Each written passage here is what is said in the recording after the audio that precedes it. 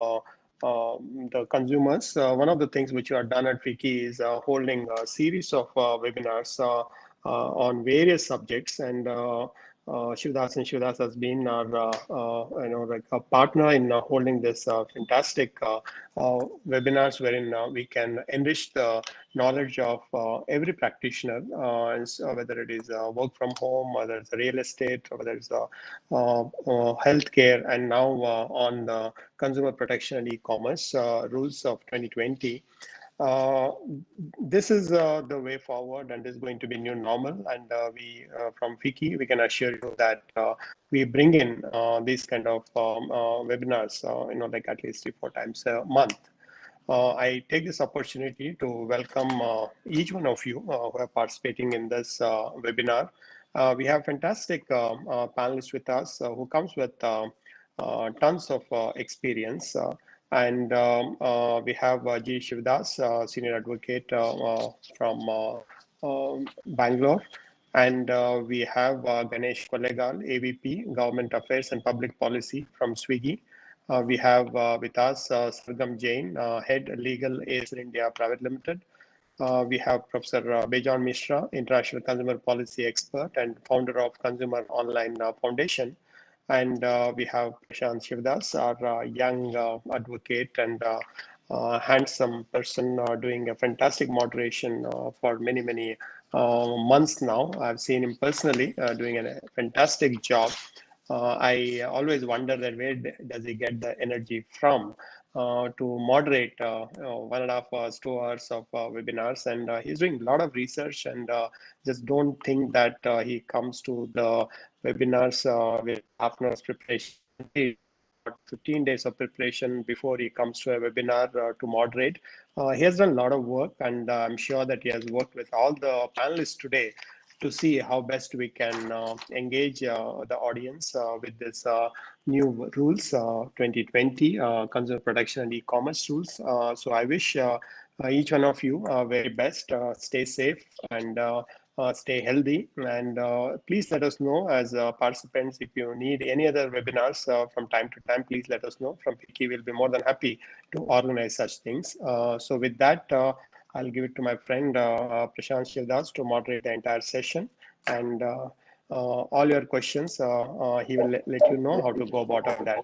Thank you, one and all. Welcome to this webinar, and over to Prashant. Thank you.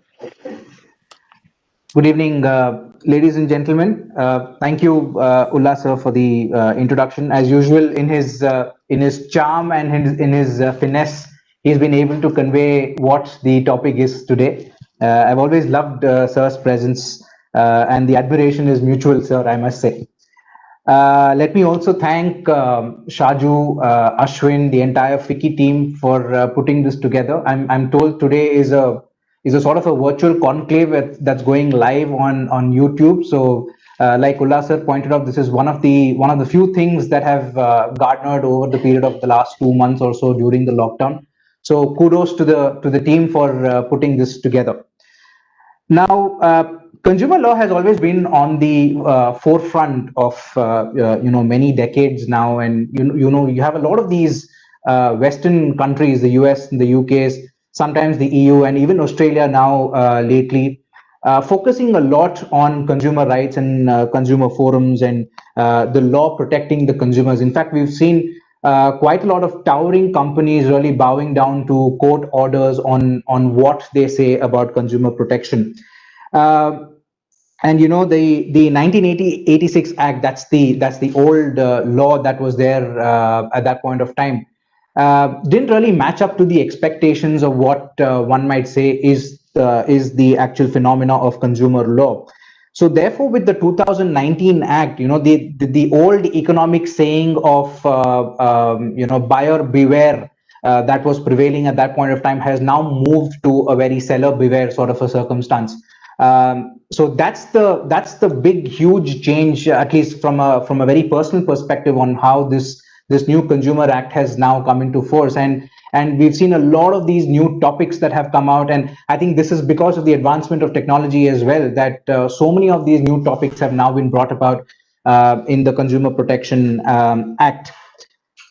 what we thought we'll do today, and I share a great panel with me today. I've got Professor Mishra, I've got Sargam, I've got Ganesh, I've got, as always, my best friend in hand, Mr. G. Shivdas. He's always been my comfort zone. So I've got him as well to give the legal opinion.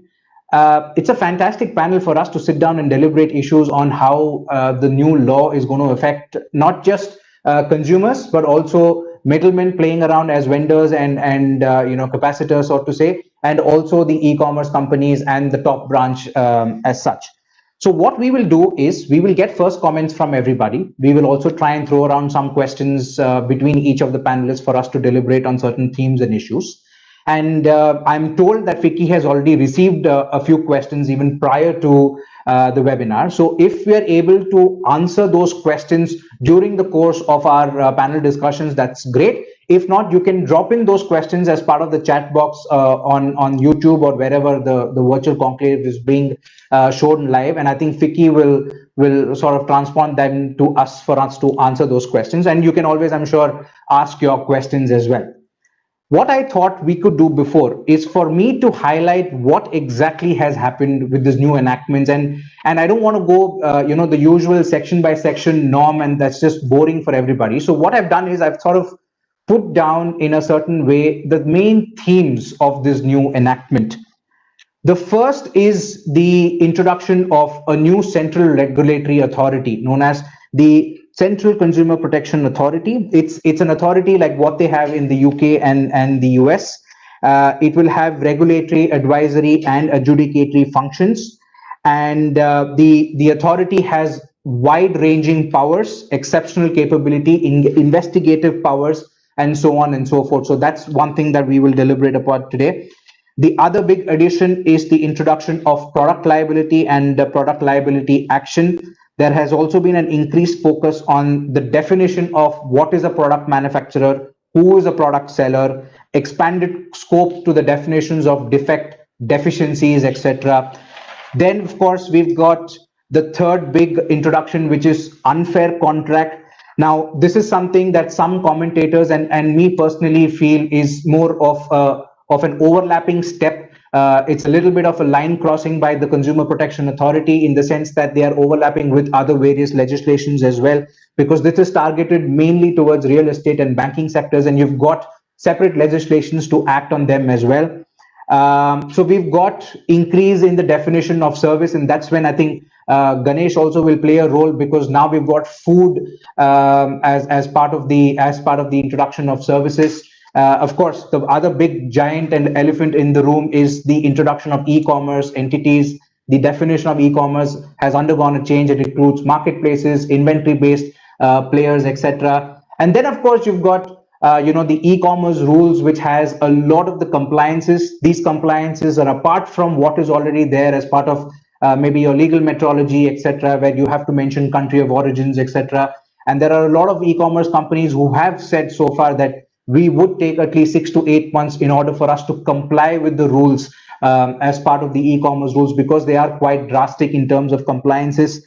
And then, of course, we've got changes to the structural model of the act in terms of e-filings, in terms of adding in mediation as part of the legislation itself. It's going to be an offset to the traditional litigation model, maybe to ensure that there is a faster sort of a reproach for each of the consumers who come into court. We've got some compounding of cases. We've got increase in pecuniary jurisdictions, etc. So we have seen a large scale modeling of this legislation, probably to be in force today, or to be relevant in today's circumstance and in today's scenario. And that's where I'm going to bring Professor Bijon Misra to start first. Professor Misra, first of all, let me thank you for taking time off and coming. And I'm told it's a very difficult circumstance today. So I'm very grateful that Professor Misra could join in. Sir, if you could throw light on what you think is the new act, and what do you gauge out of the new enactment? How do you see this to be different from the older enactment? how do you see this to be a change in terms of how consumers can now go to court and protect themselves? Is there some way in which there could be frivolous claims that could still come on board? We've seen a number of these frivolous claims.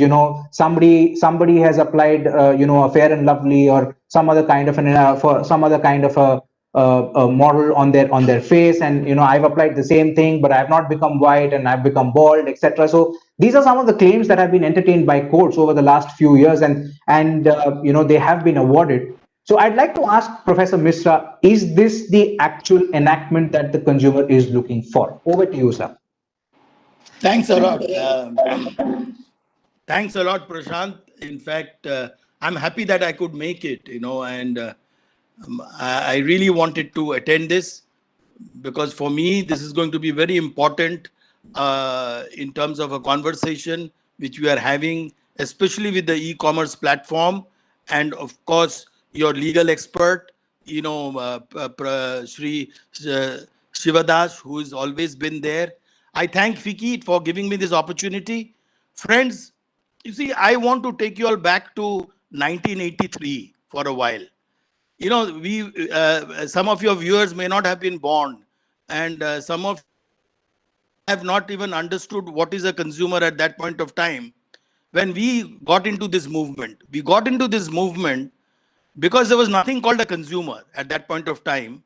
We had to wait for more than 10 to 15 years to get a scooter delivered, a telephone connection installed at home, and things like that, where we had to struggle in terms of big monopolies. And in 1986, we had a prime minister who, at that point of time, recognized that if you want development and change, you need a good, strong consumer protection, not only regulation, but you need a good consumer protection movement in the country. And that is where the Consumer Protection Act of 1986 came about. What was it about? You see, we as consumer groups at that point of time, we were only 20 of us. Today, we are more than 5,000 plus in the country. At that point of time, we wanted simple law which could get us back our product if I'm not happy, or I could get a refund if I'm not happy, or I'm given a substandard product, or what was promised was not delivered, or any kind of an unfair trade practice. There were a number of laws in our country at that point of time, which were all, Inspector Raj driven laws, where the consumer never got anything. The fine which was imposed or the imprisonment which was imposed, which went to the criminal people, but the consumer got nothing at the end of the day. He kept on suffering, even though he paid the money for that product or service. So when the Consumer Protection Act came, the whole, ethos or the rationale was prompt redressal. As you all will recollect, we never wanted lawyers to be, pursuing our cases. We never expected that big, challenging or knowledgeable lawyers would come as part of the, big brands or as part of organizations which were in the opposite party. We expected that the company will send some of their nodal officer and resolve it. We wanted that to happen. We wanted that it should not become again a civil court, where lawyers come and start arguing on legal points. You see, this is what we visualized at that point of time, but we were utterly wrong. We did not visualize that there is something called jurisprudence. There is something called where you have to look at the constitution, you have to look at the law, you have to fight it out in the court of law. And all the members who got nominated as presidents of the state commission or president of the district forum or the national commission, they all went into a huge legal kind of entities. I remember I used to be in Jamshedpur those days when I joined this movement, and Bihar was the first state, because there was no Jharkhand that time. Bihar was the first state to have the first state commission functioning out of the veranda of the Chief Justice, retired Chief Justice, Justice Thakur, who was nominated as the president of the state commission. And I jumped and I got so excited. I said, "Sir, you're starting a court out of your veranda." And he said, "Yes, because the law is so good, so good that I could not wait to start using it in the interest of the citizens. Now we have traveled. We have traveled so many amendments, so much of change. Then came one Mr. Modi, who is our prime minister now, a courageous person. And he said, okay, let me now bring in a kind of a revolutionary law. And then, and it started, the whole conversation started from 2014. We had several rounds of conversation. It went to the parliamentary committee. It went to several discussions. Then finally, 2019, we got the law. And in July of this year, we got the rules. And now the law has come into force. What does this law look like?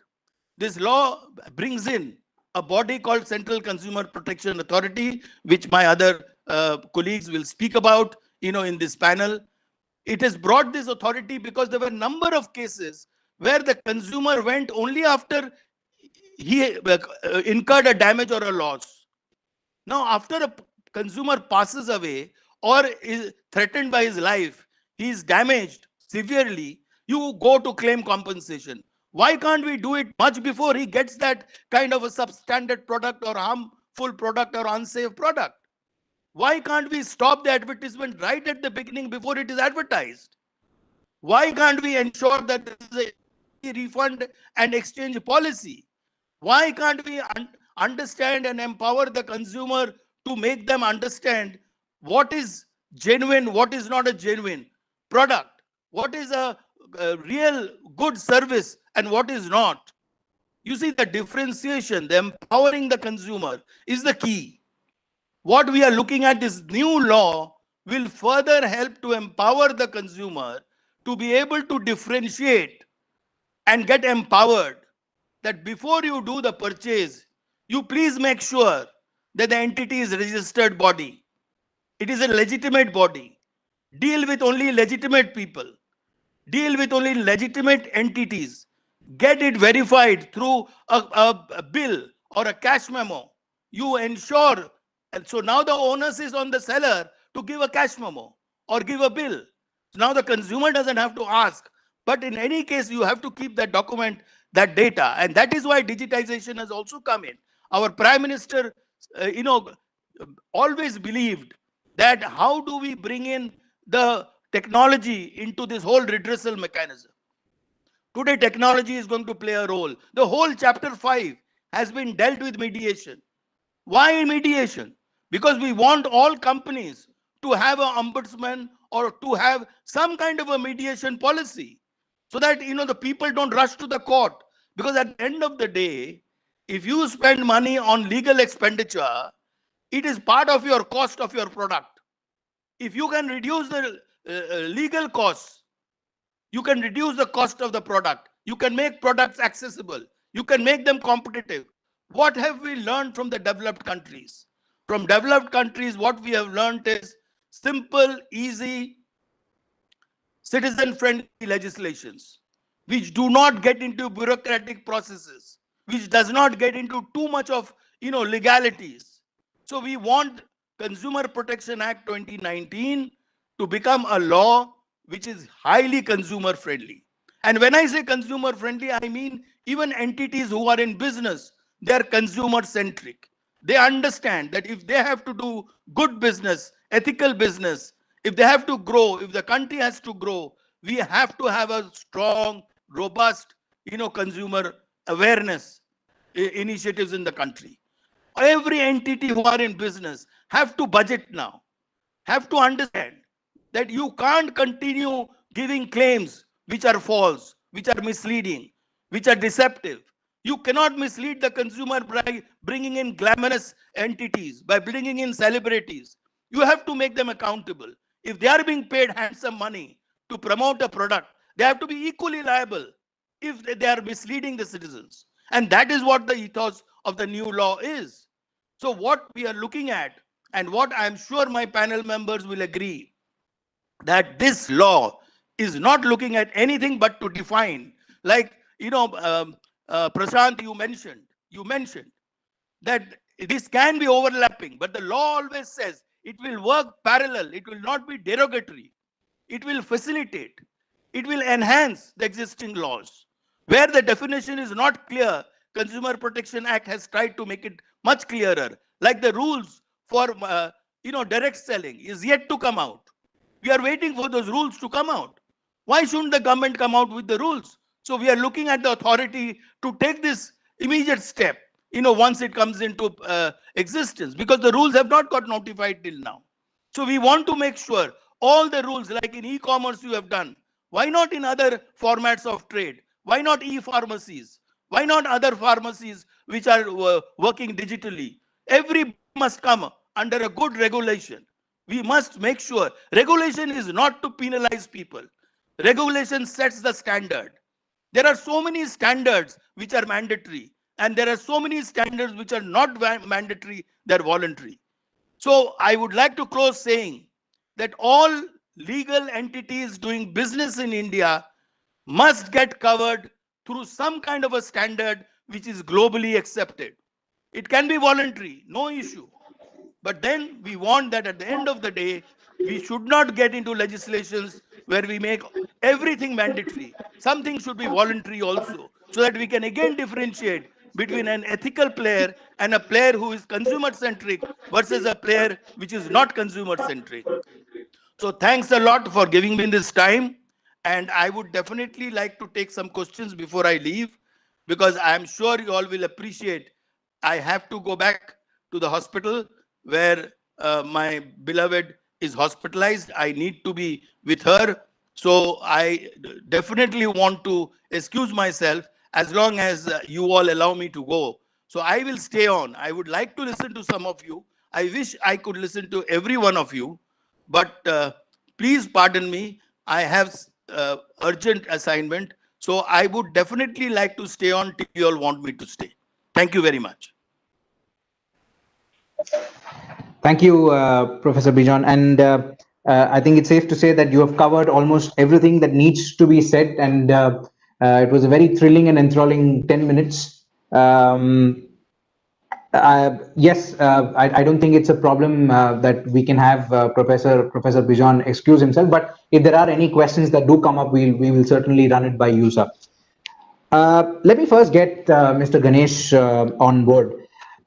So the topic that has been discussed over the last maybe 1.5 years has always been around inclusion of e-commerce as part of the new act.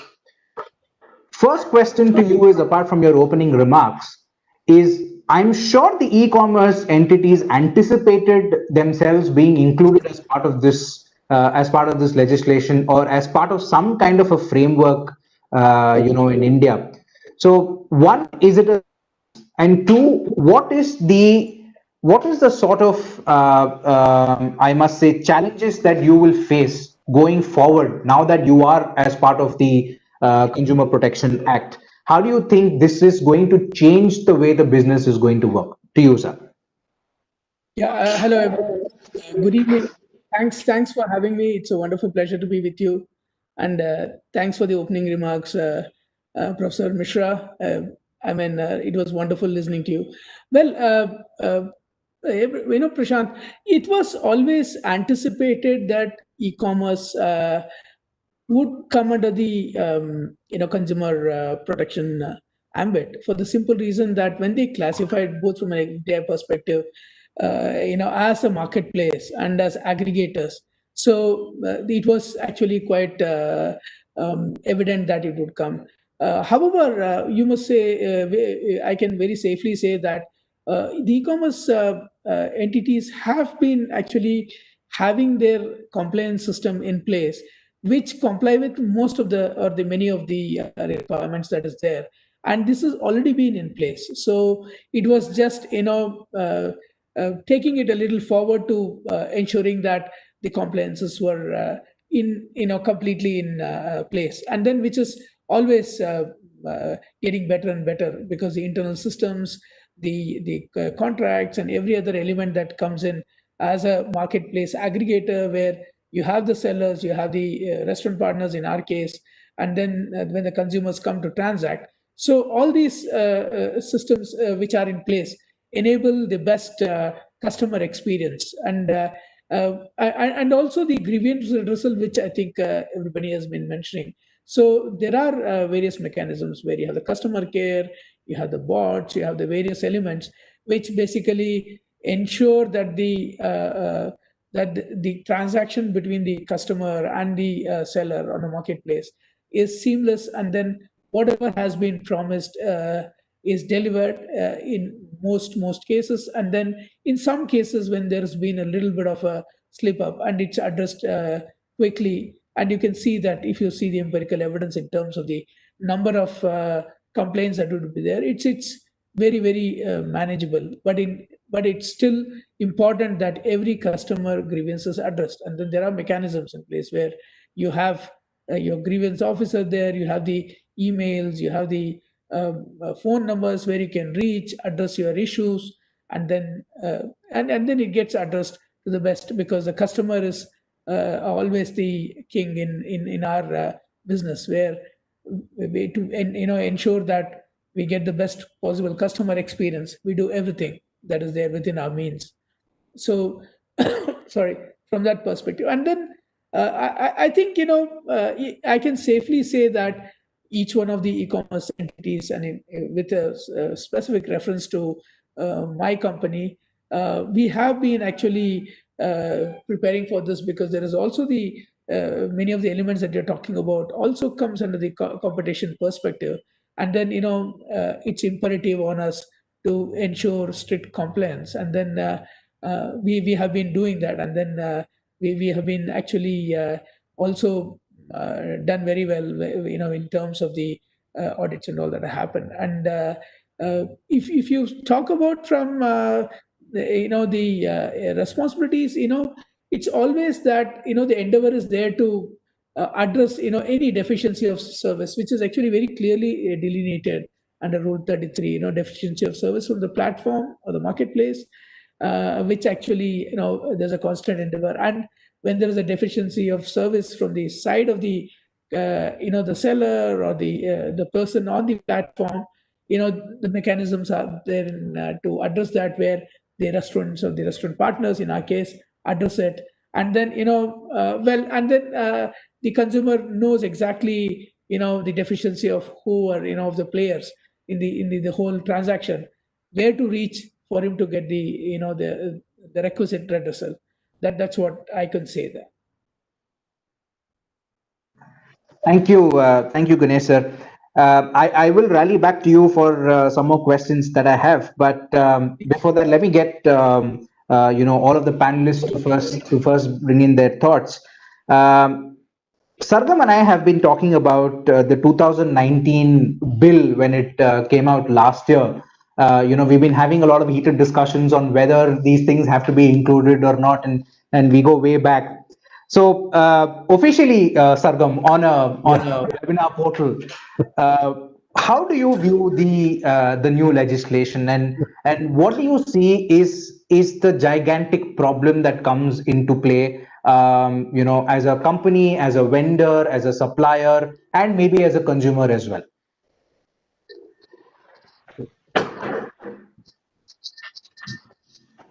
Okay, so first, I'm very happy that finally we have the law in place. I mean, it's been close to more than half a year, or close to a year that we've been Close talking to a about year. Close to a year. close to a Yes. year that we have been talking about the new law coming into place, and then just discussing when the new law will come in place. So I'm very happy that we have a law. The interesting thing is that we have a very detailed law. Nobody expected it to be such a proper detailed law in place. So majority of the questions that we as a company, or someone as typically a seller may have, or someone even as a consumer may have, do get answered by way of this law. The law is comparatively unambiguous. So there are not too many confusions whether I'm supposed to comply with this as a marketplace, or whether I'm supposed to comply with this as an inventory-based e-commerce player. So all those questions do get answered. Coming to the question of how much do I need to comply? Definitely there's a lot that is there. If we compare it with the previous legislation, which was silent, absolutely silent on any compliances to be made by companies, here we have a legislation which typically burdens us with a lot of compliances. So definitely the compliances are there. The pressure is being felt by everyone in the industry with respect to the compliances. Like typically a lot of major e-commerce players are also saying that we might need up to 6 to 8 months to gather all the data that is required to be published on our portals.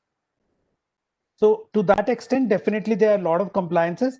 Good thing is compliances are known. There is no unknown devil here, which I think is a very supportive thing that is there in the legislation. The legislation is very powerful.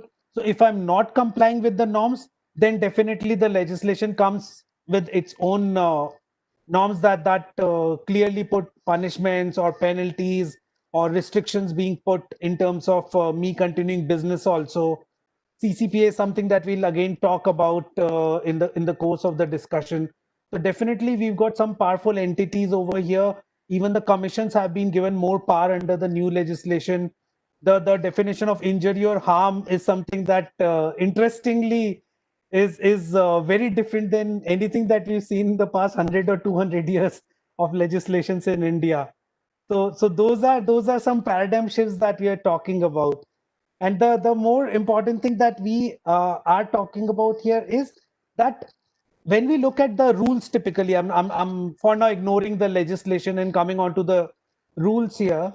They have spoken about who is a seller. They have spoken about who is a e-com marketplace entity, and they've spoken about who is a e-com entity that is selling its own goods, like a company like mine, like Acer. We sell our own products on our e-com entity, our platform that is there. So that way, there is not much difference between the three. Everyone has got a lot of norms to comply. Like even as a seller, I need to have a grievance officer. Even as a seller, I need to disclose where my principal place of business is. I need to provide my contact details, my email address, and my phone number, and all that is there. If I'm providing any warranty with respect to the products that I'm listing, so I need to make very clear declarations about the warranties that are being provided. I need to also mention the country of origin of the goods. If you remember, this is something that we have been discussing from quite some time. So even as a seller, there is a lot of responsibility that has been casted on me. Now, if I come in as a e-commerce player, then again the same responsibility is there on the e-commerce player also, because whatever information that has been provided by the seller to the e-commerce company, the e-commerce company is being mandated to publish it online on the platform. So to that extent, I see there's a very fine balance between the obligations of the seller and the e-commerce companies that are there. There's only one change that is there, that if you are claiming to be a marketplace company, then whether you can, take that safe haven of intermediary norms under Section 79 of the Information Technology Act. But I feel that is more to speak. And if we look into the legislation, the obligations which have been casted upon the marketplace e-commerce companies, it would be very tough for them to take that facade that, we are an intermediary and we are not liable for majority of the obligations that can be casted upon us. So, on one hand, the legislation itself says that if you want to seek benefit of an intermediary, then comply with those two norms that are being given in Section 79, Clause 2 and 3. But at the same time, it casts so much of additional responsibility upon the e-commerce market player that you actually cannot sit on the side and watch the show.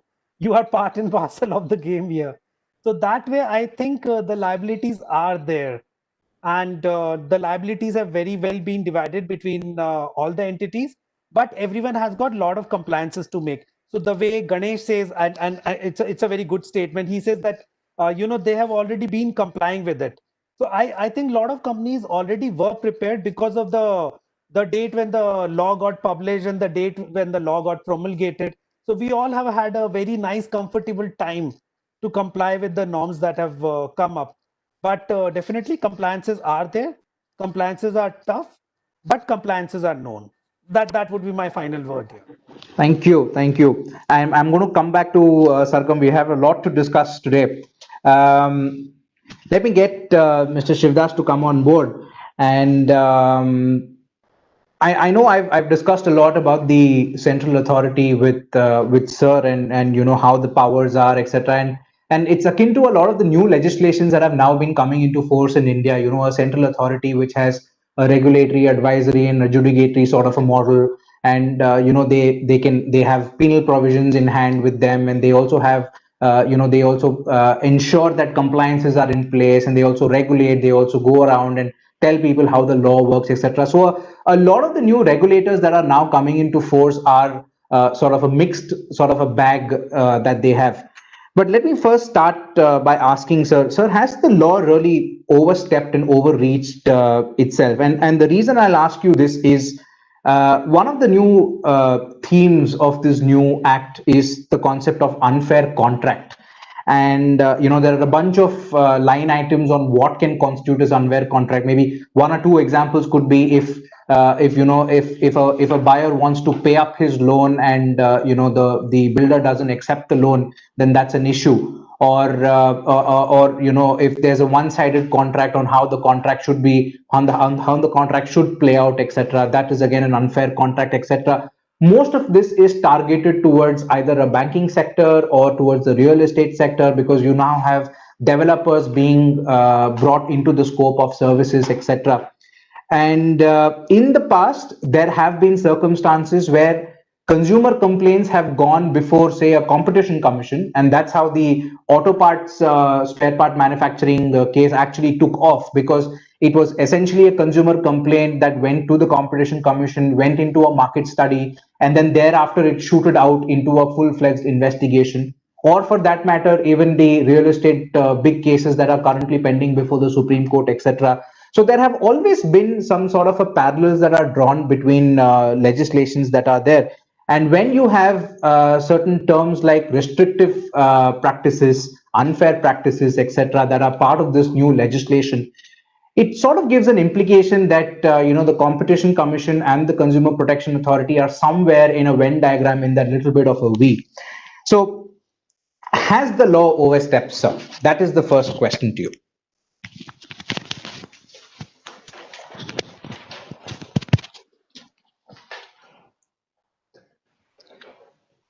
I think a lot of what this law is comes out from what Sargama said. There are 2-3 things which I think comes out of this before I answer these 2 specific points of the extent to which CCPA has been given the powers and then the unfair contract. It's very clear that this new law is completely in favor of the consumer.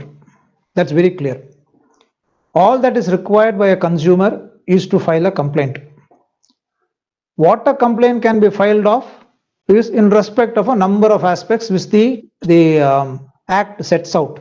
Maybe with respect to a product, the reference to any product liability, on any advertisements, any e-commerce, anything which he thinks is creating a difficulty for him, he can file a complaint. That's one. And secondly, unlike the earlier Act, this complaint can be filed by a person in his own place. It doesn't need to go to the place where the particular company is involved. That's number one. Number two, once he files a complaint, the entire burden shifts on to the person who is accused of flouting the law.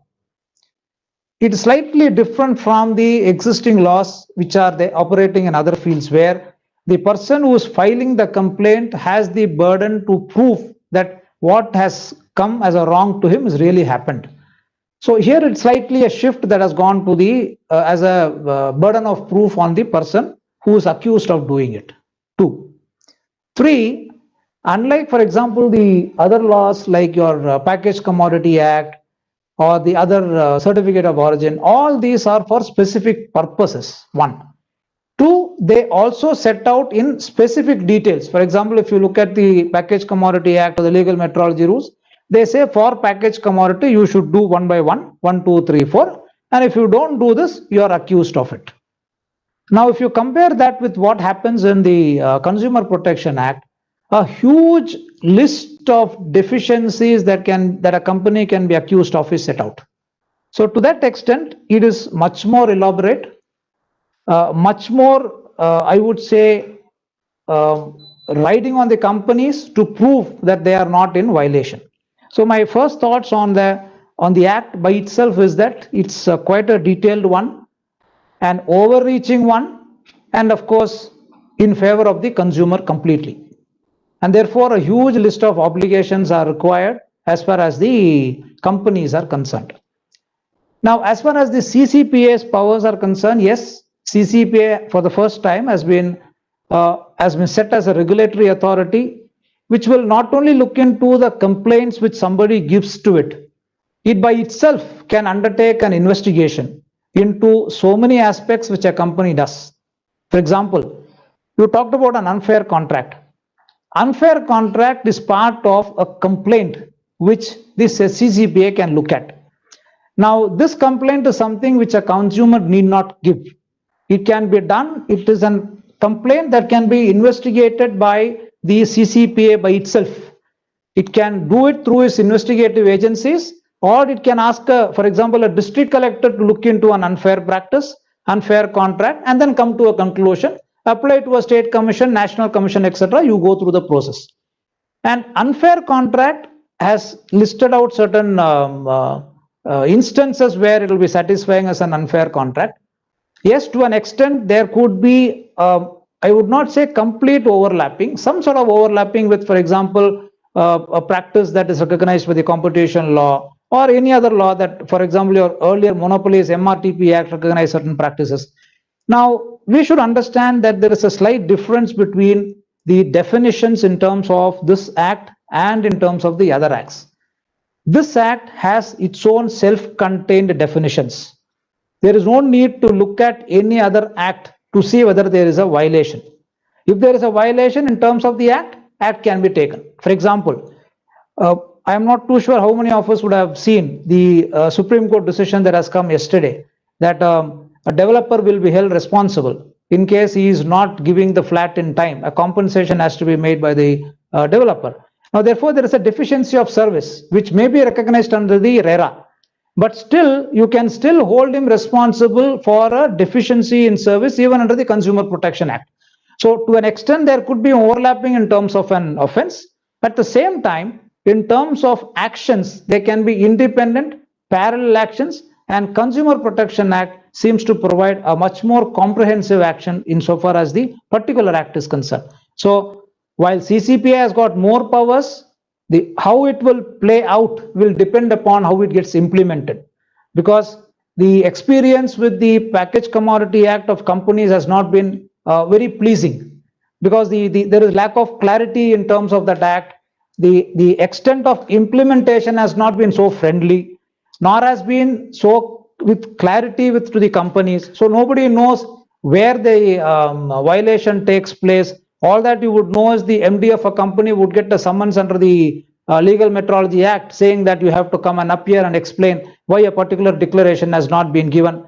But I don't think that problem we will face in the Consumer Protection Act, because it is much more comprehensive, sets out in detail what the offenses that a company can be accused of. So to that extent, CCPA and the Act, even if somebody has to say it is overreaching, the courts would be reluctant to say that it is overreaching because it is entirely in favor of a consumer.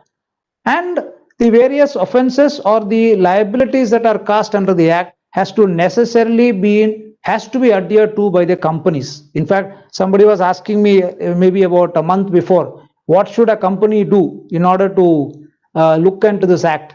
I said, please arrange a training session for every company, be it an e-commerce, be it a non-e-commerce, e-commerce of different varieties, maybe a marketplace, maybe an inventory person, whoever it is. Please arrange a training session for the companies, the marketing executives, the head of the marketing, to really tell him this is what the act is. Please be careful when you tell somebody that my product does this, my product is capable of doing this. So all that can be considered as something against the company. So be careful about doing that. That's my only request to whoever participant is there. Please look at the act more closely. Please arrange then a session for all of you so that somebody competent in your company tells you what the act is. That's my first thoughts on the act. Thank you, sir. Just to chime in with what the CCPA is, the CCPA will have a head office in Delhi with about 4 or 5 sort of branch offices across the country, and they have a wide range of powers, including imposition of fines, imprisonment, extra, and like sir pointed out, they have suo motu powers to take up a complaint on themselves, investigate the complaint. They have an authority known as a director general, who is now going to take up the mantle of investigating. And the director general and the district collector will have equal powers to investigate matters. This could either be passed on as a complaint to the consumer forum for them to deliberate upon, or if there is any other regulatory authority looking at, for instance, if there is a unfair contract or unfair marketing or unfair restrictions that are being imposed, then of course the competition commission is the right kind of authority to look at it. So they will pass on the complaint to the competition commission for them to look at the matter. Similarly, if there is a legal metrology authority, they will give it to them. So and so on and so forth. And that's how that's how the CCPA is going to be structured. We've not had the rules have not come out. The authority has not been formed so far. So it will be quite interesting to see what they do. The big question that comes up in everybody's mind, and that's something that when I order something on an Amazon or on a Swiggy or something like that, the big question is, who do I call up and yell if my order doesn't come home on time? While a pizza place may say 30 days, 30 minutes, or nahi to free and all of that. When it comes to an online portal and you can order the pizza again from the online portal, it takes a little longer than that 30 minutes to come. And I'm like, dude, you're offering something on your website which says 30 minutes or free, but when you're coming here, it's a problem. And then the engagement starts with who is to take the onus, who is to take the responsibility. That's when I'd like to get Mr. Ganesh's opinion. So what do you think where do you draw the line in terms of onuses and responsibilities? When can a company like a Swiggy or an Amazon or any e-commerce entity for that matter, when can a company say, look, this is not my territory, go to the vendor, deal with him, go to the seller, deal with him. This is where my responsibility stops, and this is where the vendor's responsibilities start. And I'd like to rally that question with Sargam as well. So maybe you can give the e-commerce perspective, and then Sargam can give the vendor perspective to it. Prashant, the deficiency of service, which Shita sir has also mentioned, is pretty clearly articulated. And of course, since you have transacted on our platform or any other e-commerce platform, there is a customer care to whom you can reach out for the deficiency of service, or in your case, you said if it doesn't come on time. But you have to actually look at this with respect to the circumstances at that point of time. On a rainy day, you order something, and then nobody, it says estimated time. It says 45 minutes. So that's basically a function of the conditions of traffic, and then the person going to the restaurant to pick up and coming to your place. It's a function of the distance, etc. So most of the time, it actually comes within the time that's promised. And in some times when it is delayed, it's very clearly articulated. If you see that the restaurant is taking time to prepare, it'll get prepared. So you can track the whole activity. Like, the person has come to the restaurant and then it's. So there are two deficiencies of service that we are talking. The deficiency of service from the restaurant side or the seller side, and then the deficiency of service from the aggregator, the marketplace, entity. So for that, anyway, you have the customer care where you can go and say that I had this experience, and I'm not happy, and I would like to seek a redressal of the same. Like then there are certain set of actions that actually, which is part of the compliance, which is they understand your issue, how it came about, what was the deficiency of service, how the customer experience has been impacted, and suitable remedial action is taken. Then it could be basically if you have had a spillage, which is on the way when it's coming because of some incident. So you're asked to give a refund, or you said that if you want to reorder it again, etc. So if say at the seller's end, or in our case the restaurant end, if you asked for a particular dish and something else has come, so the responsibility on that is belongs to them. And then of course you have the details of the restaurant, and then also through the marketplace you can actually say that I asked for this but something else came. And then you have the whole SOPs that gets kicked in as to say, okay, we would like to apologize for the deficiency of service, and then you will be given a refund for that, or you can reorder the item, and the new item which you ordered for will come in. That's how it happens. And I think this activity has been there. And I think if you look at the amount of people who have a grievance, it's much less compared to the amount of the orders that actually are being fulfilled. So there is a set practice. Even it's fantastic that the consumer guidelines have come in which protects the consumer, but already these were in place in many ways before. I think like 2 years back or 3 years back, if you have done the same activity, I think you could have experienced that you had much quicker and then a more what do you call that known place where you can go and address your concerns, right? No, I've been a diehard fan of Swiggy myself. There's not one day that goes by. I mean, he's going to kill me for saying that, but there's not one day that goes by without me ordering food on Swiggy.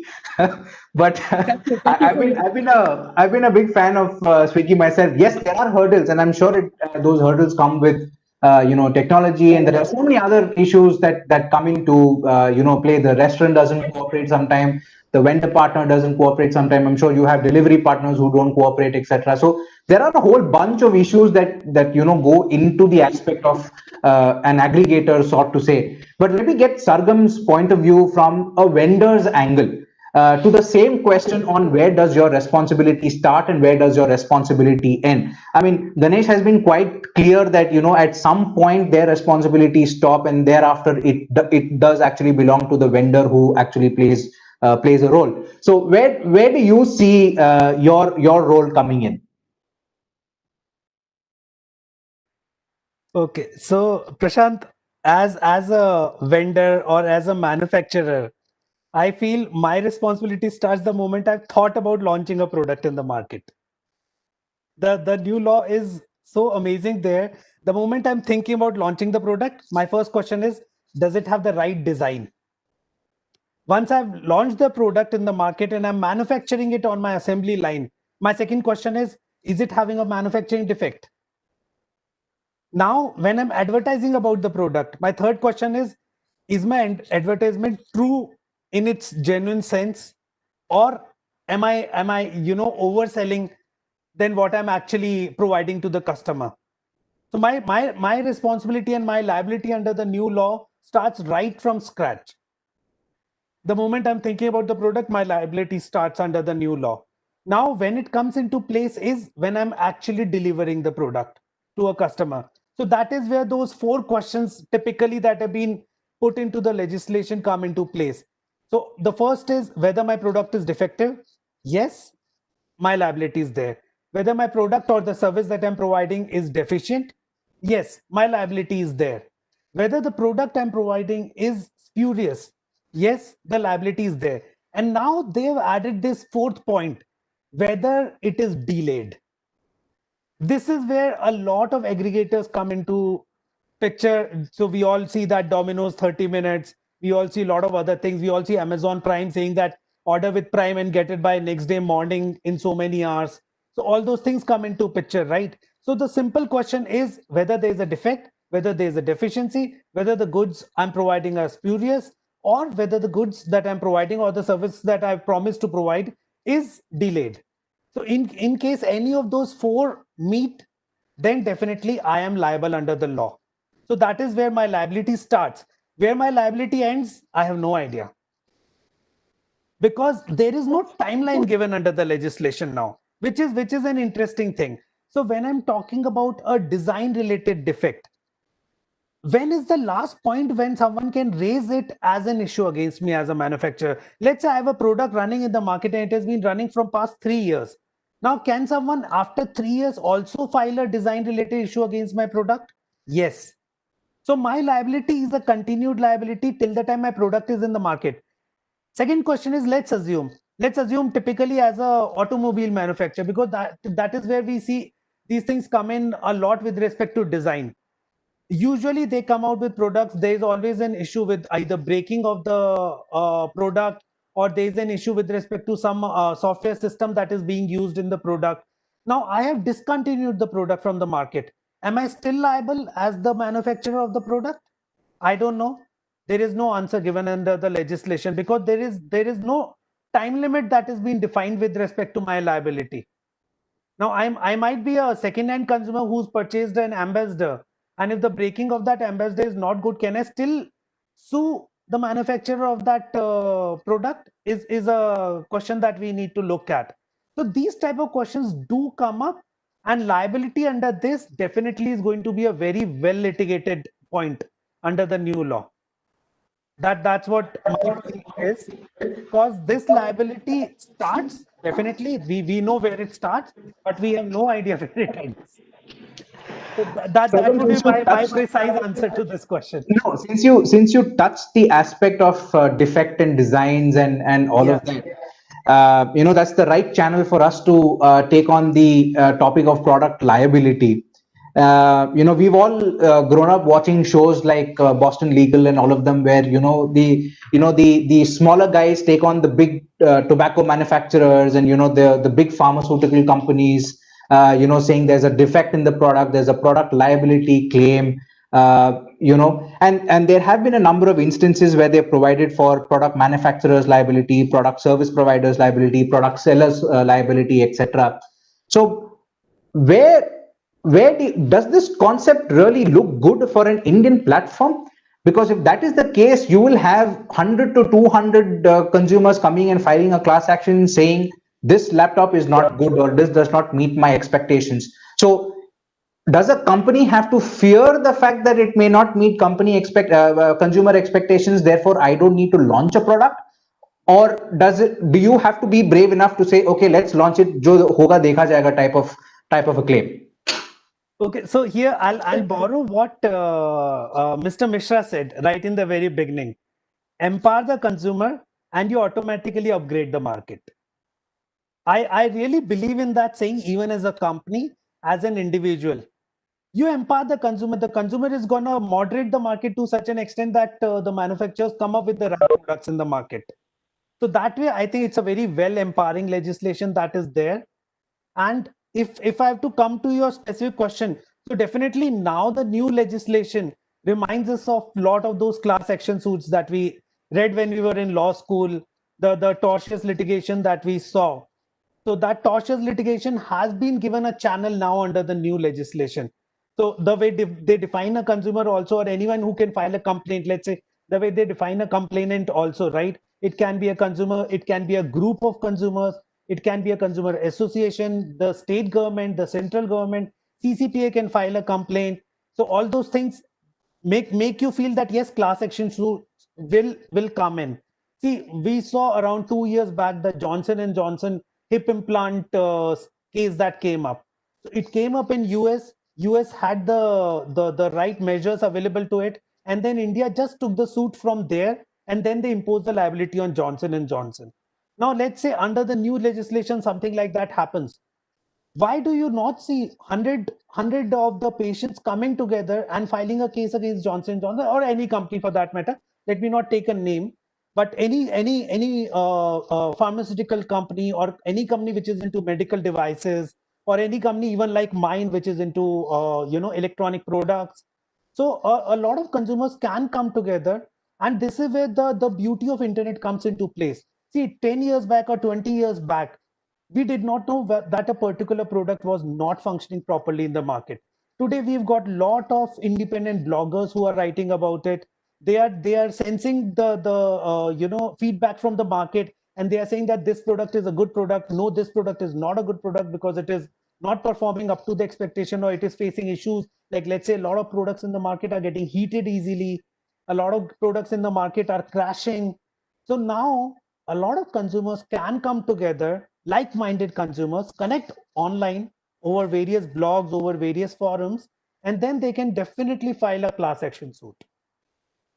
So that extent, yes, I agree. We are going to see a lot of class action suits in the next 4 or 5 years. I'm hoping that's a good thing for us lawyers, because that helps that helps all of us taking on the big giants. See, But let me it's rally good this. for everyone, right? It's good for competition in the market. We Absolutely. totally support that. There's huge competition. The lawyers are the essential foundation for that.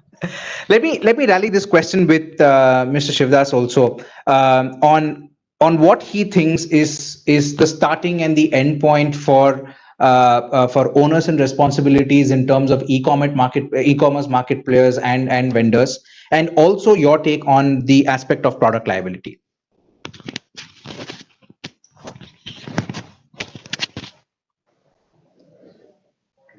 I think somewhere we seem to be fearing the law more than what it actually will provide for in actual situation. That's what I was thinking. But then uh, two things. One is at the end of the day, we'll have to see the entire consequences of this law like this.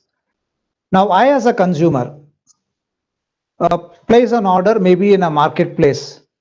Now, what do? I look at the marketplace, see the information that is available to me about a particular product in a marketplace. Thereafter, I place an order, and then I know from where the goods are coming. So I believe the information given in the marketplace, and thereafter I place an order.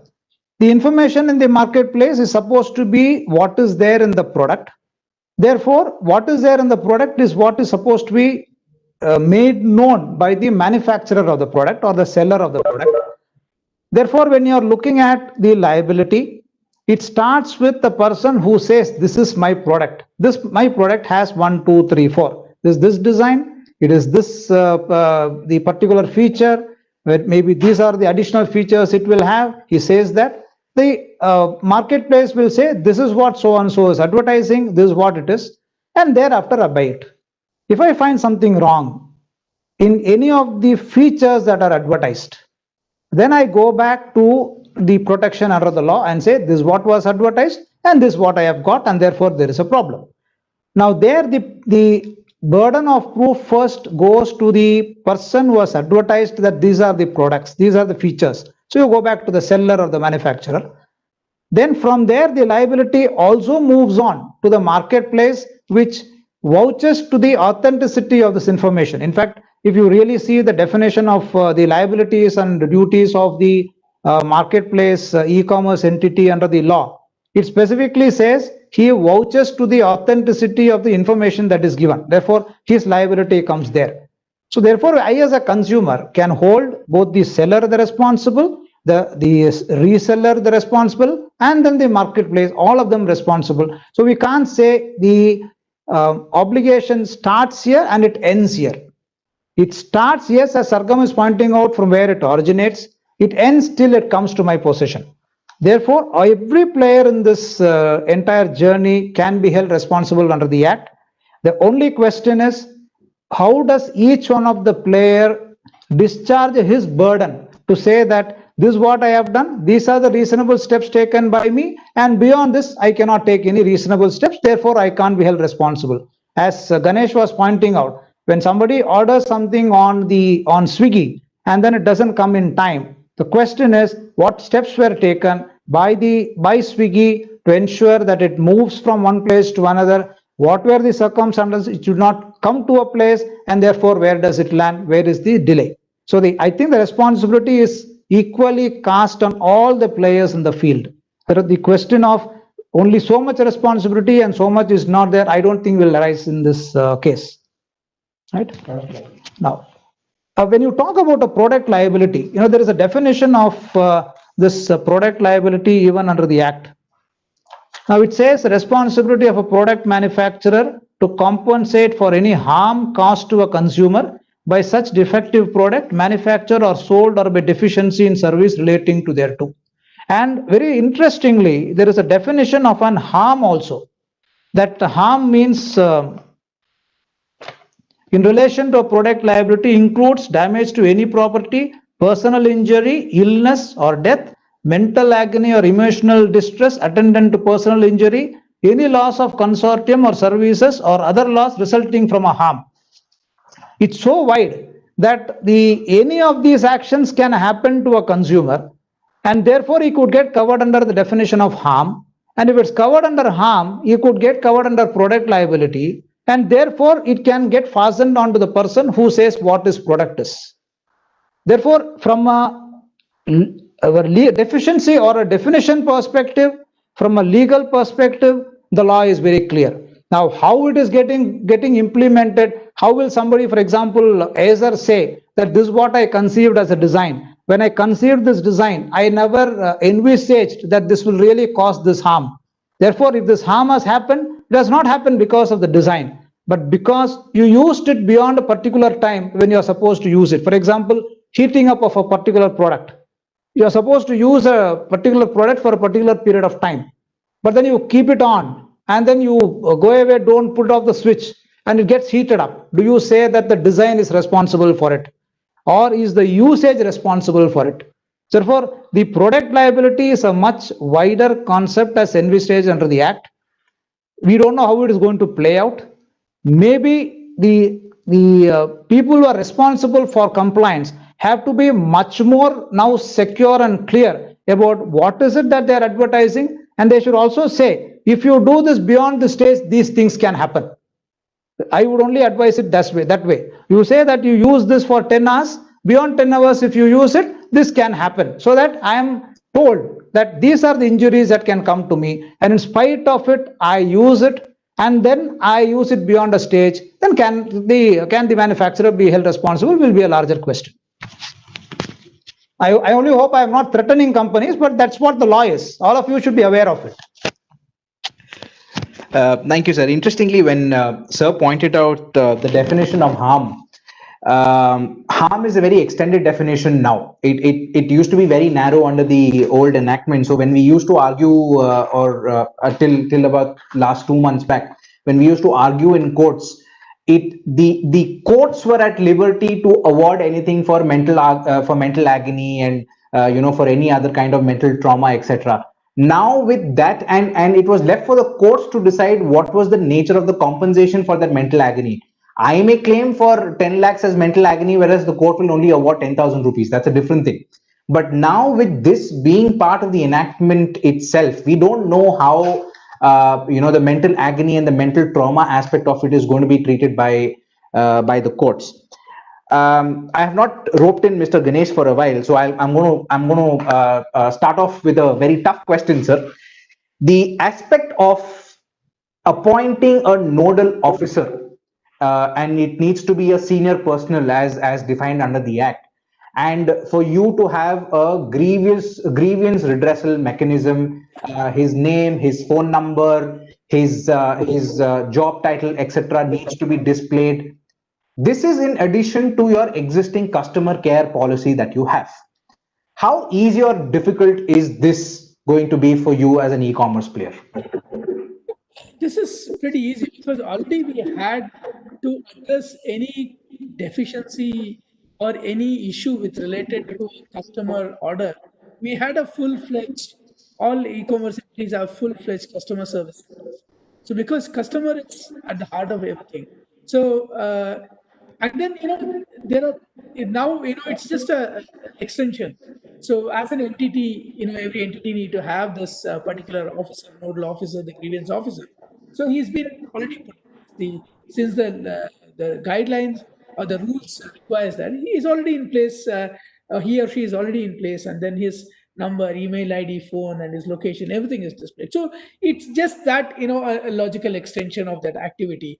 So for e-commerce entity, it's not so much of an issue because this was already an activity that was in place. I mean, every company that's in product or service or goods and service, they were already in place. It's just that now you're advertising so that you're making it very clear to the customer that if he has any grievance related to a particular deficiency of service, so he knows where to reach out. And it's there. I mean, for us, I don't think it was any difficulty. It's just that you the SOPs with respect to the rules, and then who's the owner of the rules within the system, who has to actually, who has the responsibility of complying with it.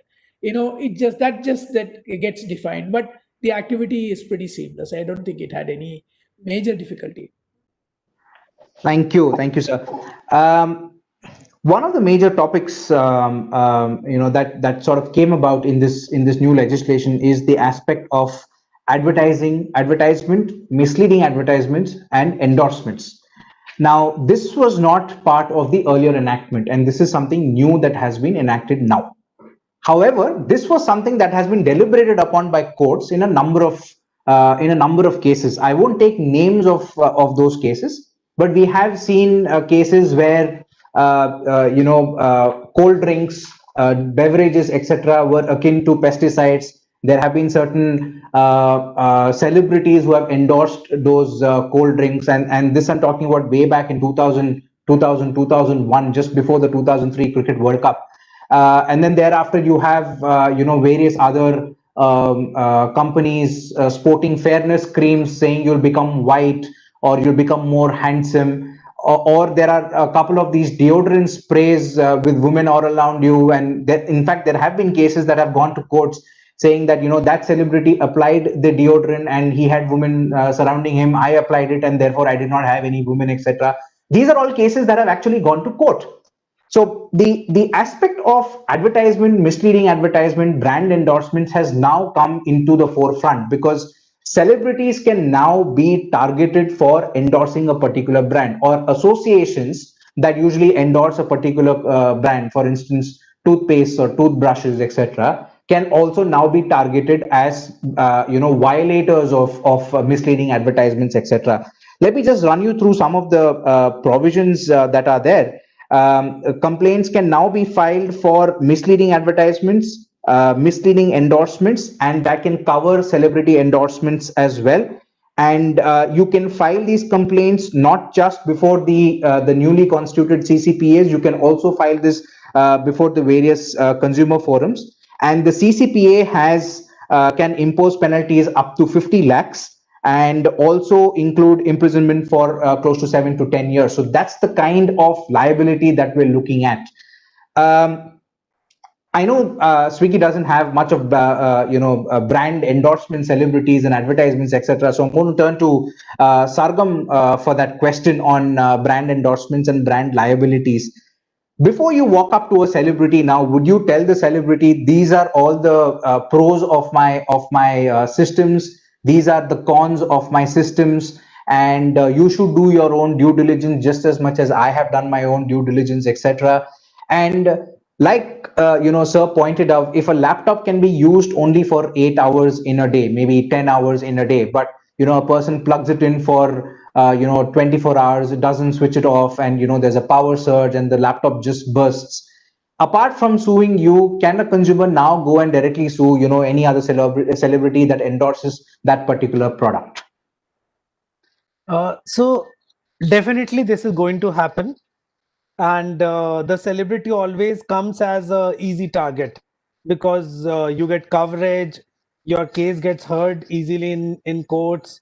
The media automatically starts publishing about your case. In case you win, the compensation that you are going to get for all that mental agony and emotional distress is going to be on the higher side. So definitely the celebrities always come as an easy target.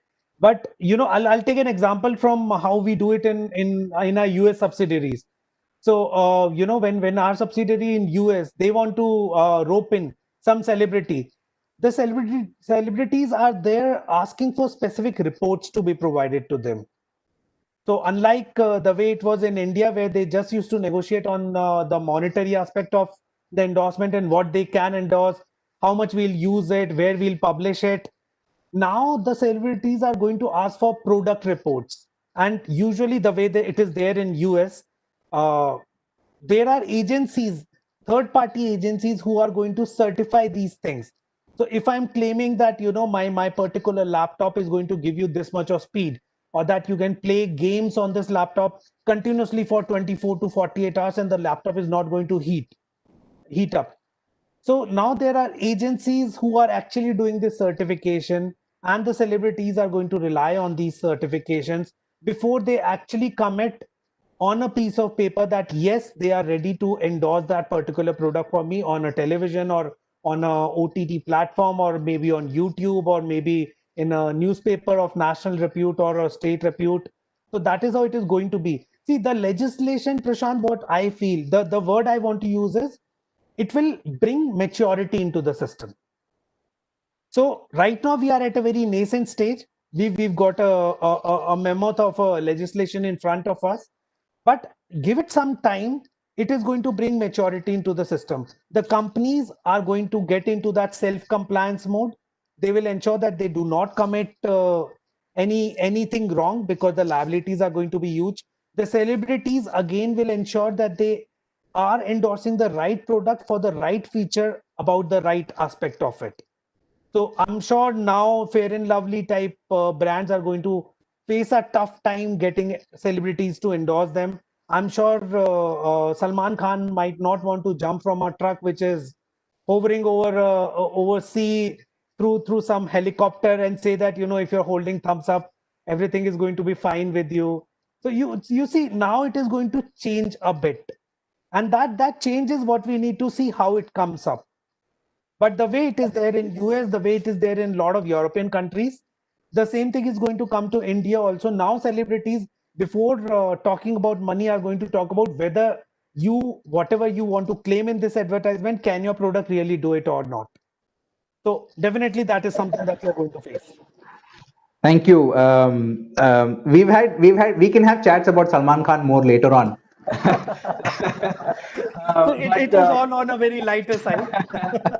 No, but let me point this question to Shivdas sir and ask him if if a misleading advertisement claim saying that, you know, applying, say, a fairness product on my face, when I'm ethnically I am a different person and it is not possible for my complexion, and I know all of those things, that it's not possible for my complexion to become fairer or whiter or handsomer or whatever it is called.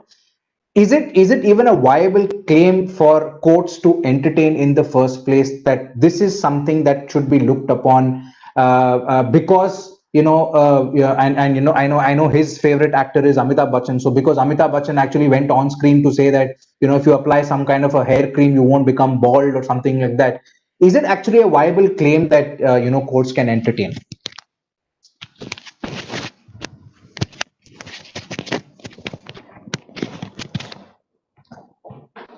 You see, I think the lighter side apart, we have to look at the action that can be taken against the person who is endorsing a product from the manner in which the law perceives his action. Now, what the law says is that you should not do any false or misleading advertisement. That is what it says. Now, when you say a particular product does this, we are not getting into what it does not do, etc. So let's take a simpler example of, say, a Horlicks product. A Horlicks product does this 1, 2, 3, 4. Now the question is, before I as a celebrity endorse the product, how do I satisfy myself that it does this 1, 2, 3, 4?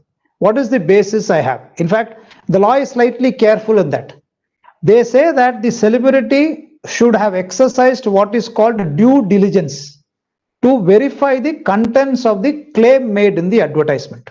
So as Sargam was pointing out, so you should go back to the celebrity should really see if the product which he advertises for says it contains a multivitamin, it contains this, it contains that. What is information he has in hand? What is information he is asking the company to really show that this product has it?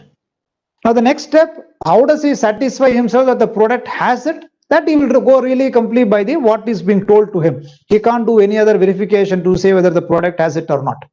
Now once he does that, then it is up to the authority to really look at, has he done enough due diligence to ensure that what he says is not misleading or false. That's the first thing. The aspect of whether me being not I can't make use of this product because I have certain deficiencies, but I still want to make use of this product and it doesn't help me. Can that be a claim? My answer is no. That cannot be a basis for making a claim.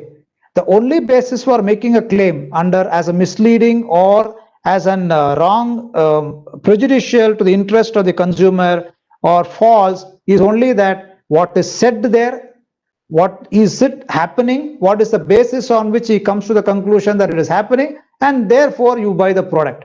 When you buy the product fully knowing that it contains this, the matter ends there.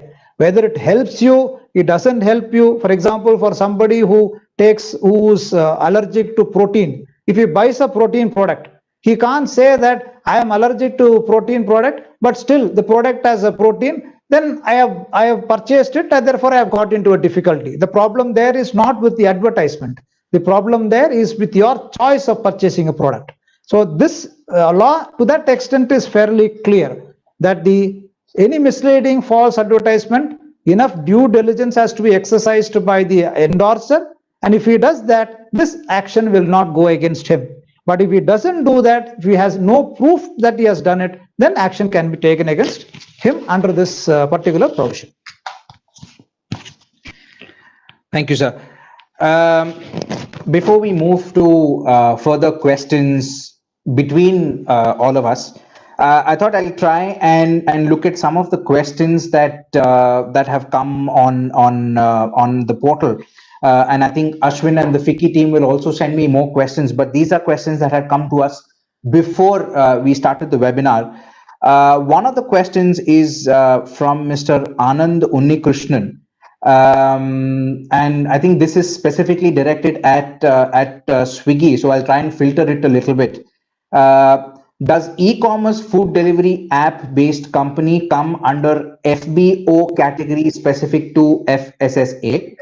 If poor quality and unsafe food is delivered by food delivery e-commerce, are these organizations equally liable under the CPA and FSSA? Well, okay, so let me ask you, let me split the, let me just ask you the second portion. If the poor quality and unsafe food is delivered by the food delivery e-commerce, are these organizations equally liable under CPA and FSSA? Well, I don't know, how the delineation happens. See, there are certain mandatory requirements while onboarding a particular seller or a restaurant partner. So FSSI is one of them. So if, say, you are having a restaurant and you want to come onto the platform, we ask them, look, these are the mandatory requirements. And you produce those mandatory requirements and then you're onboarded because that's what is the requirement. And then during somebody orders and then you give out a quality or service that is deficient, the onus, like I had said earlier, is on the person. Because if I ask you to give me a kebab and you give me a kebab of poor quality, so that's where the delineation now has happened, where Right.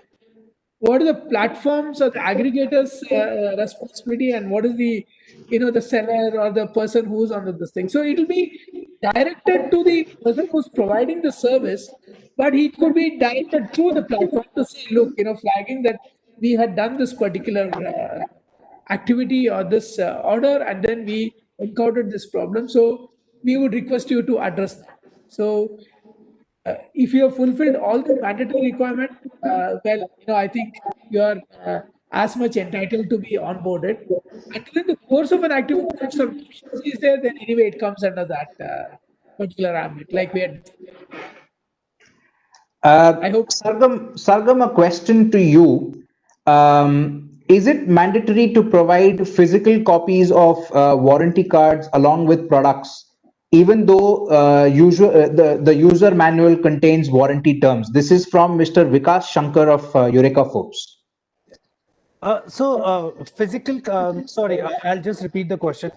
So basically the question is that as a company, do we need to provide physical copies or Warranty paper cards. copies of warranty Yes. cards or not? Yes. So that is not required. The law nowhere says that you need to provide a paper copy of a warranty card. All that the law requires is, even this legislation, even otherwise speaking, is that you need to publish the warranty card or the terms and conditions of the warranty somewhere for the consumer to access. That is all that the law requires. So if, let's say, we are talking about in terms of a marketplace, then within the product description for the marketplace, we can provide a URL stating that the customer or the intended customer can click on this particular URL and check the product warranty that is applicable. What are the terms and conditions of the warranty also can be seen over there. The idea is very simple. It needs to be published. So publication can be electronic, publication can be in a paper form also. Shivdas sir, one question from a student of a law school.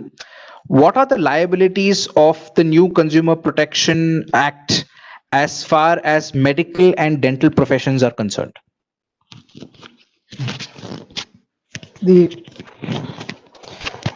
I think there is still some ambiguity whether the medical services are indeed covered under the definition of services under the Consumer Protection Act. The dental equipment portion or the medical equipment portion of it could be covered as goods under the Consumer Protection Act, and everything that follows from a non-medical goods will also equally apply to a medical goods. So I don't see a problem there. But as far as services are concerned, there is still some ambiguity, because I think the medical profession is not in favor of covering their services under the Consumer Protection Act, because it can lead to a lot of I won't say unnecessary, but definitely the consequences can be disastrous. So there are still a lot of difficulties, a lot of discussions being taking place on whether medical profession should be covered. But if you look at the definition of service per se under the Act, there is quite possible that it will be covered. On a plain reading of it, it will sort of be covered. But I am not too sure that they really want to cover it at this stage, maybe over a period of time, because according to the medical profession, there is a lot more activities or compliance to be made. For example, if a complaint is filed by a patient to the hospital has an ethics committee that goes through the complaint. They have a grievance committee that goes through it. And thereafter, it is escalated to the medical association. The medical association looks at it. And then, so a lot of precautions that have to be taken by the doctors are looked into before they come to a conclusion. Not too sure whether the courts will be equipped to look at whether these precautions have been taken, because it's too a technical subject, and therefore I'm not too sure they would cover it under the Consumer Protection Act, but we'll have to look at it till now. As of now, it doesn't seem to be covered. Thank you, sir. I have a small question. Are legal services too covered?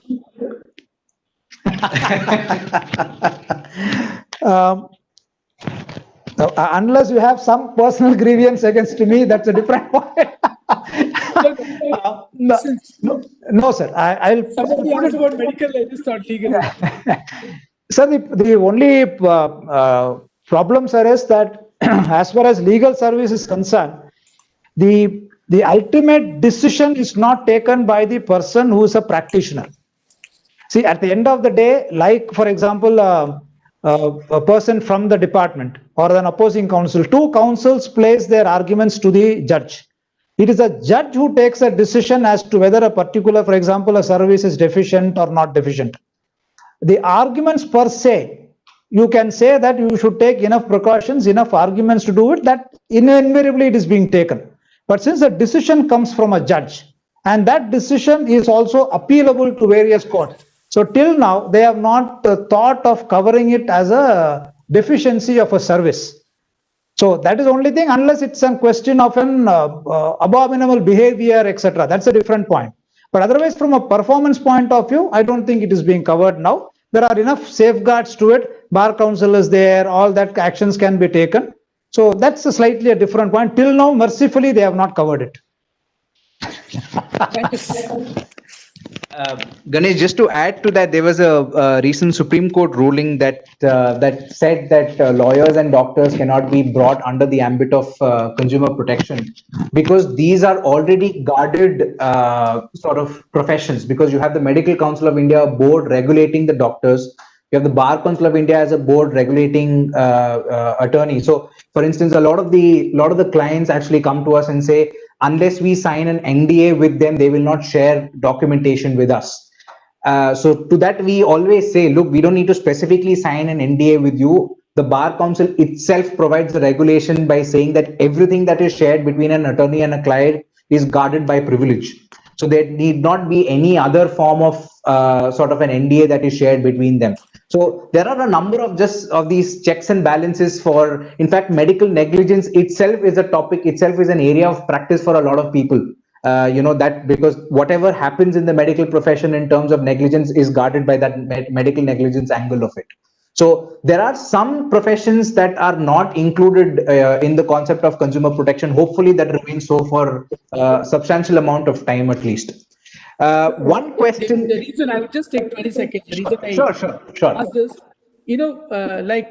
Shridas have said, the outcome is not in the hands in the legal this thing, and also the outcome in a medical profession is also a function of the process. So just looking at the process leading to the outcome. The outcome could be, you basically rest of it is where the outcome. Outcome is the deficiency of service where you describe it the others. Here the process decides the outcome.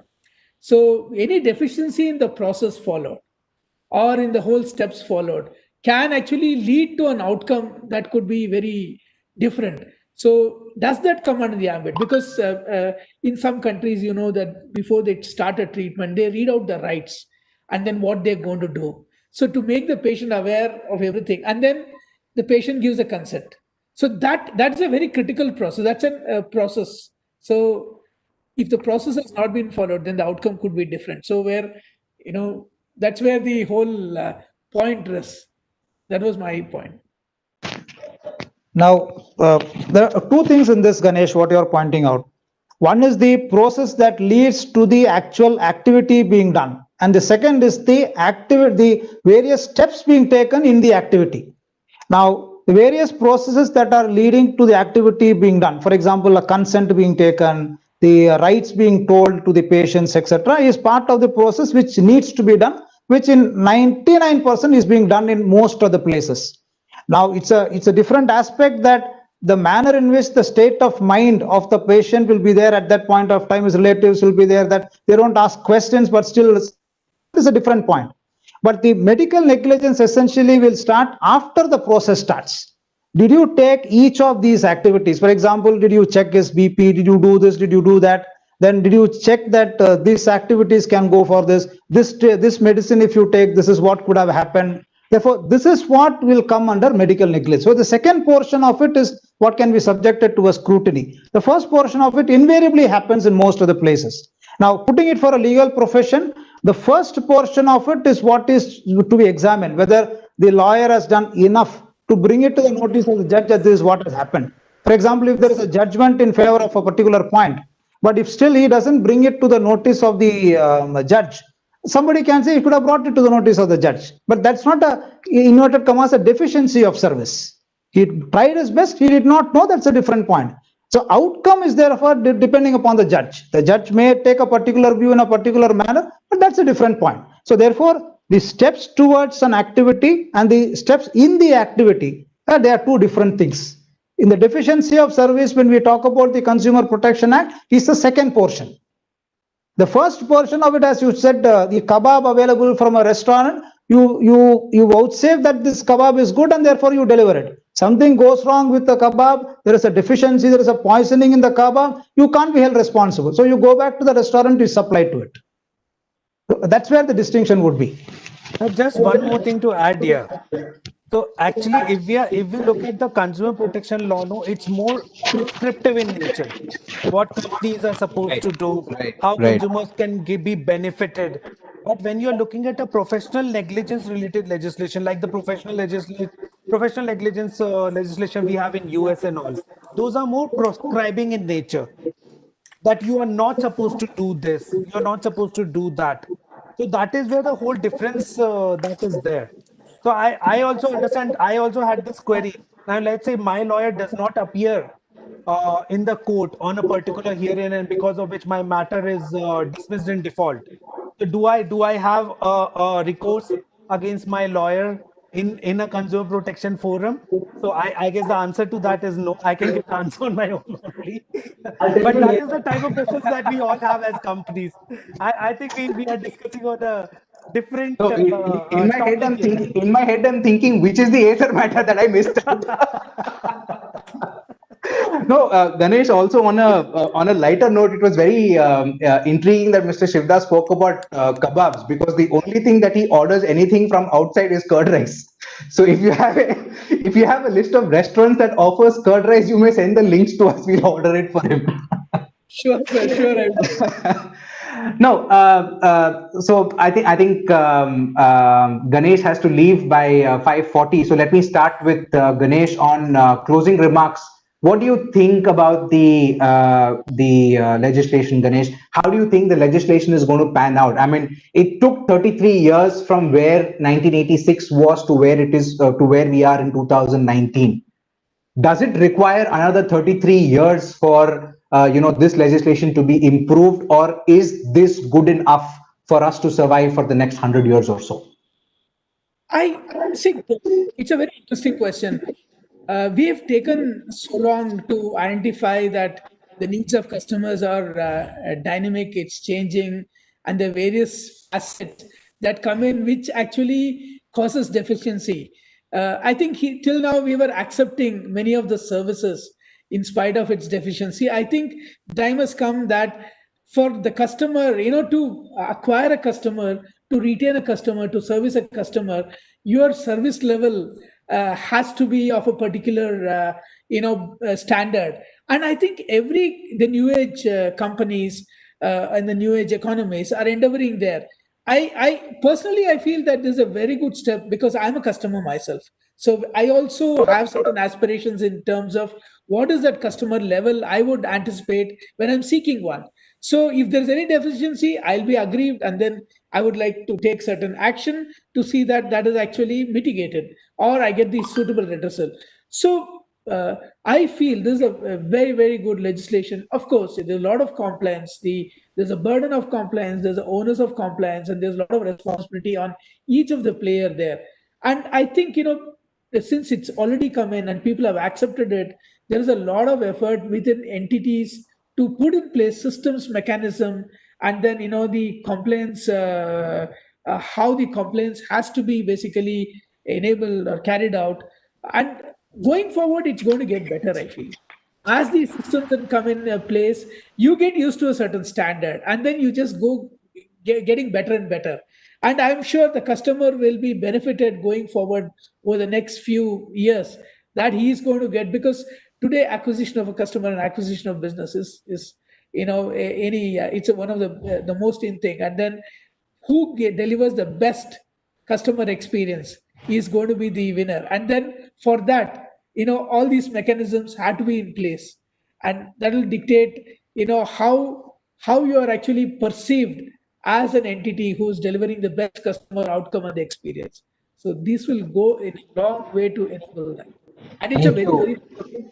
very Thank you, Ganesh.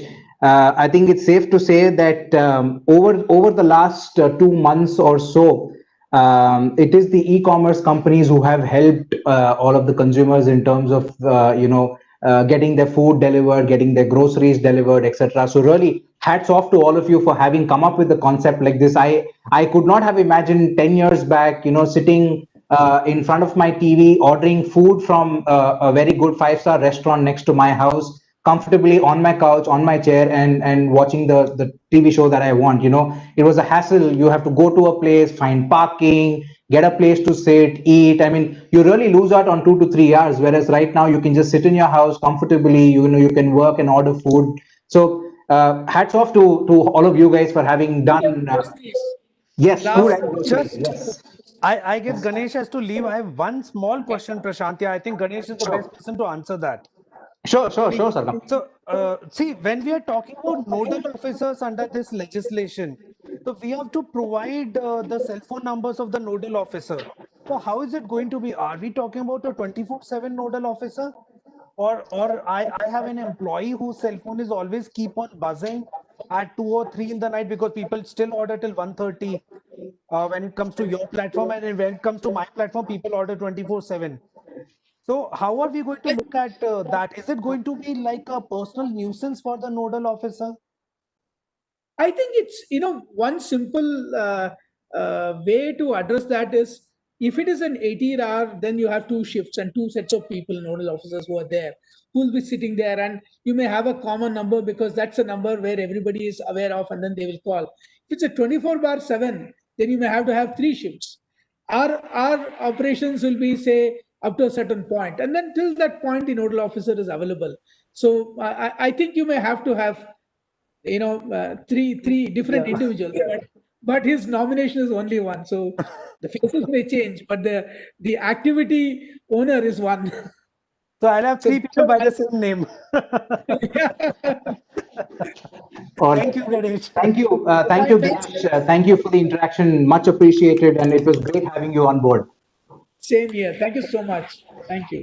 Thank you. Sargam, let me come to you and take last final comments from you. I know we've discussed a lot about this legislation, and we will discuss it again, over the next 2 months or so.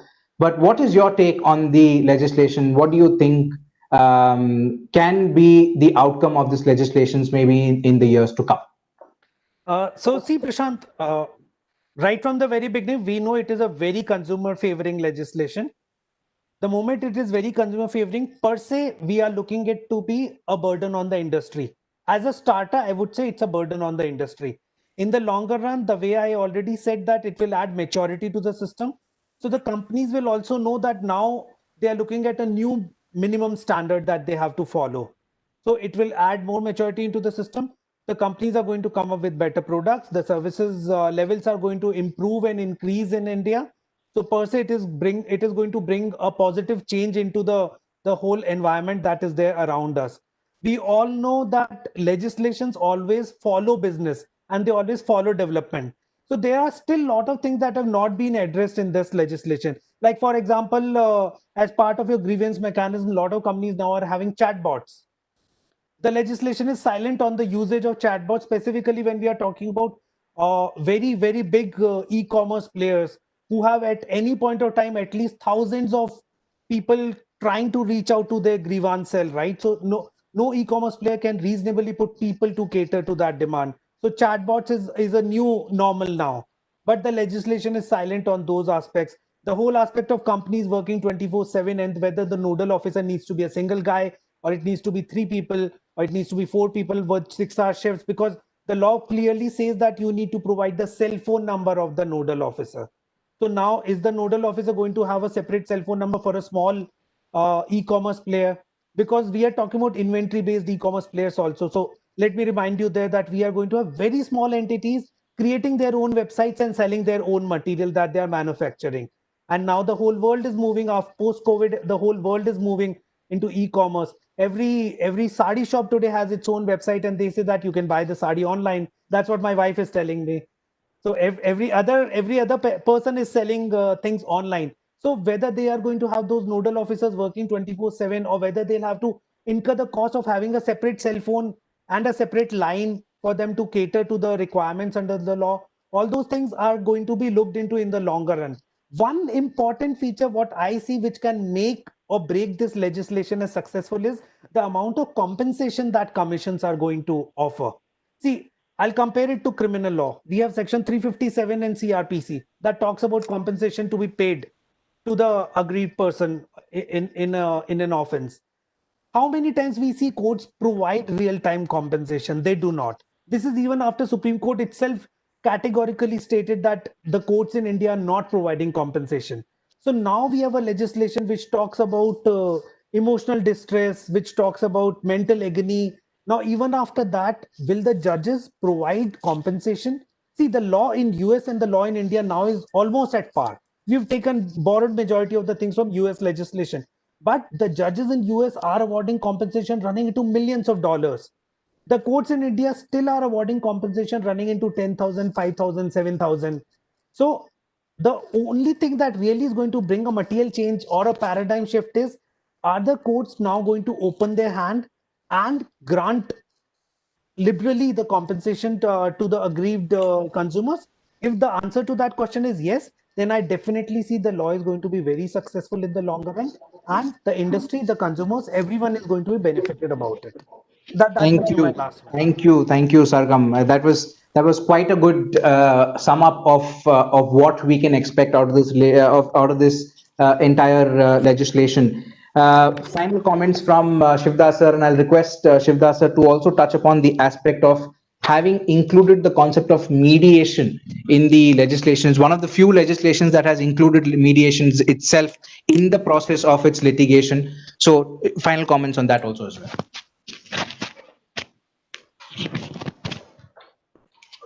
I think all of us should be aware that and should be clear that this legislation is a tough legislation.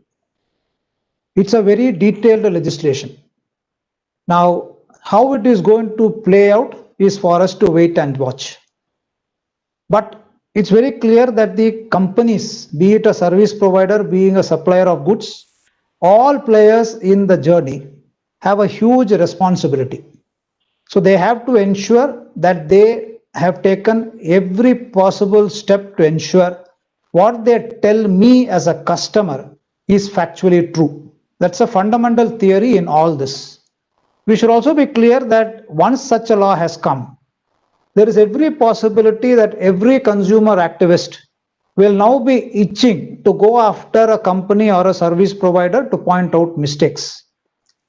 Now, not every complaint will fructify into an action against the company. The courts also will be extremely cautious in ensuring or in declaring that a particular person or a particular deficiency of service is really offensive. Courts will be extremely cautious about it. Now, we don't have much of a jurisprudence as far as consumer protection is concerned in India. Yes, it is evolving over a period of time. Now, in fact, as I was pointing out, a developer being held responsible to pay compensation to a person to whom a flat is delivered after a particular time is something which is evolving. So this is happening in a number of situations. So all these decisions will have jurisprudential value when you come to implementation of this act. So how it plays out is for all of us to see. The mediation part of it, according to me, is a welcome feature in the act. And the mediation is the first step, which I think even the company should suggest when it enters into various transactions with its various players, and how the courts will look at this mediation, resolve the disputes through a mediation. The only thing which I find is, as far as mediation is concerned, there should be a timeline drawn for the purpose of mediation. That doesn't seem to flow from the act. But then maybe you will borrow the provisions of the Arbitration Act to say it has to be concluded within a particular period of time. If that happens, then we are looking at a law where, as Sargam was pointing out, there will be a huge maturity development in terms of development of services, in the manner in which goods are delivered, in which the customer satisfaction is derived. Then we are looking at a different atmosphere altogether. Thank you, sir. I think it's safe to say that this new legislation has both positives and negatives. It's going to have a deep impact on companies' pockets. And at some point of time, you have to say the consumer is the king and the consumer is going to win. I thank you all for your participation. It's been a great pleasure having you all on board. I know Bijon Mishra sir is not here. So thank you all for your time. I pass the baton back to Ullah sir for closing remarks and conclusion, sir. Thank you very much, Prashant. Very well moderated as always. It's been fantastic last 1 hour, 45 minutes. Very, very enriching experience, even personally for me. I enjoyed the entire session.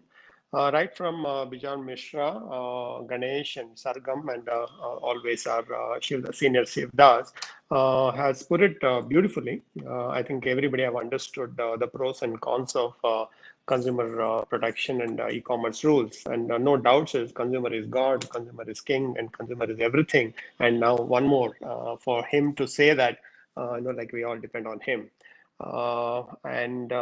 I completely agree with, as Sargam said, This will, like make the manufacturer more and more responsible. At the same time, there are a lot of small-time manufacturers, fly-by-night operators, lookalikes, and fake goods. All those people will come into the light now, because for all you know, a genuine customer might be buying a lookalike product, and he might put a case on you. Then you know that where it has come from. So I always see, like positive out of this. And now we can say, as Sargam said, we can say that we can be like any other developed countries.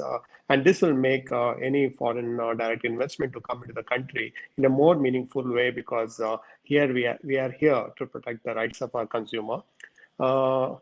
So finally, it creates lots of job. A lot of legal heads to be there now. Legal department has to have a couple of more people only to manage the consumer requirements. So the Sargam's department will have 2-3 more jobs, and probably Swiggy's will have hundreds of more jobs in the legal department. And ombudsman, or the person who is going to take the call, that will be a call center. It becomes a call center. 1 or 2 people will not be sufficient, because India. There's a book that, India don't sleep at night and they walk in the night. So you will know everything about this going forward. And I'm personally happy about the discussion what we undertook now, and complete understanding of the law, act, and the responsibilities, both from buyers, sellers, and also from the marketplace operators. So I wish everybody all the best. Thank you, speakers. Thank you, Shivraj sir. Thank you, Sargam. Thank you.